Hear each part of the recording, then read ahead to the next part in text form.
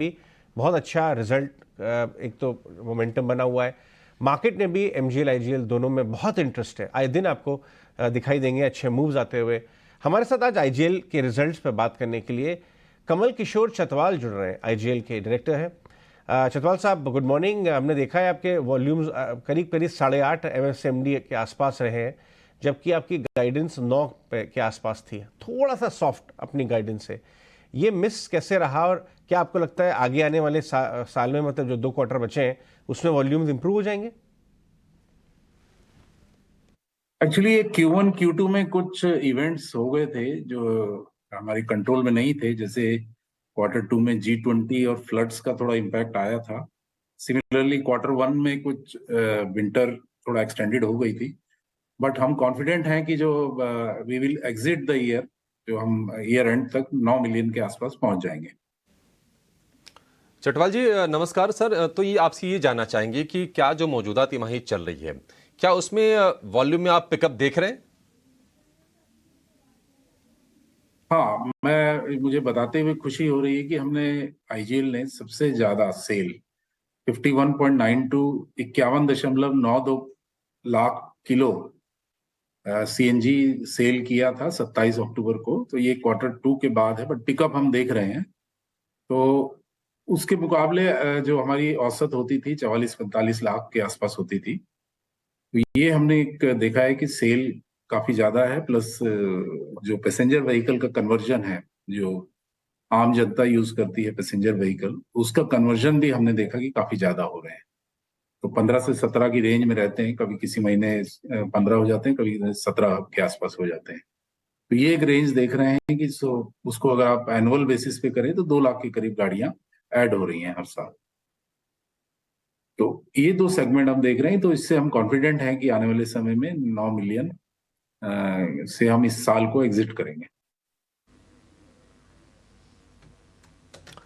Okay, ठीक है sir. एक चीज़ और पता करनी थी कि आपका जो पहली छमाही, जिसको हम फर्स्ट हाफ कहते हैं, उसके अंदर आपके मार्जिन्स करीब 8.5 रुपये के आसपास रहे, और जो टिपिकली आप गाइडेंस देते हैं 7 से 8 रुपये की, उससे ज़्यादा ही थे। अब आपका सेकंड हाफ वो कैसे रहेगा, उसको आप गाइडेंस के तौर पर क्या देना चाहेंगे? नहीं, गाइडेंस तो हमारी अभी भी 8 के आसपास हम मेंटेन करेंगे, अबाव 8 यही गाइडेंस रहेगी। और कुछ एक जीएस जहां पे हम उसको और अट्रैक्टिव बनाना है, तो वहां पे हम प्राइस कट करेंगे। जैसे दिल्ली में आप देखें तो ऑलरेडी बहुत डिफरेंस है पेट्रोल डीजल से सीएनजी में। तो वहां पे जो सबसे बड़ा मार्केट है, वहां हम देख पा रहे हैं कि बहुत ज्यादा प्राइस कट करने की जरूरत नहीं, क्योंकि कन्वर्जन्स भी ज्यादा हो रहे हैं। पर दूसरे जीए में जरूर जहां पे थोड़े रेट हम कर सकते हैं मॉडरेट, वो हम करेंगे। और गाइडेंस की जहां तक बात है, तो जो हम थोड़ा सा कंजर्वेटिव साइड में ही 7 to 8 का हम गाइडेंस देते हैं। तो 8 पे हम जरूर कॉन्फिडेंट हैं कि 8 के ऊपर ही हम इसको रखेंगे।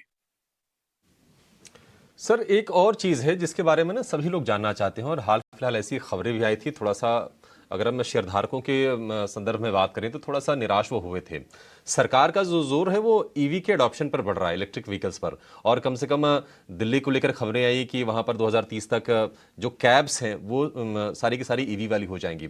तो आपसे ये जानना चाहेंगे कि आपके वॉल्यूम का कितना हिस्सा हम कह सकते हैं कि रिस्क पर है, या फिर उसको लेकर चिंता होनी चाहिए? देखिए, उस पॉलिसी को थोड़ा सा समझना पड़ेगा कि जो पॉलिसी है वो नई गाड़ी के लिए इमीडिएट आती है।